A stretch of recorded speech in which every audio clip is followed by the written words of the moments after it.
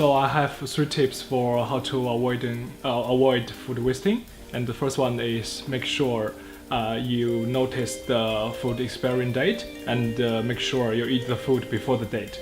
And the second one is when you cook food, and just remember, don't over serving, because if you cook them all and you don't eat them all, and they will be wasted.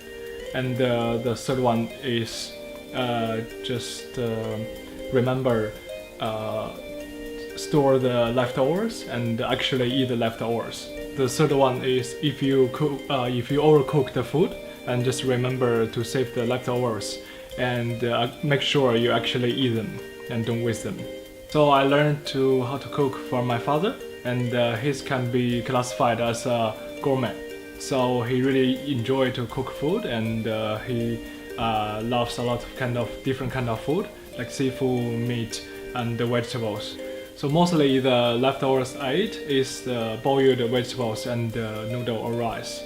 I don't usually eat meat or seafood leftovers because they couldn't store for a long time, and even you cook them after a long time stored, so the taste won't be the same. When you buy food, when you buy the materials that you're gonna cook, you just make sure you buy them, you control the amount of the food, and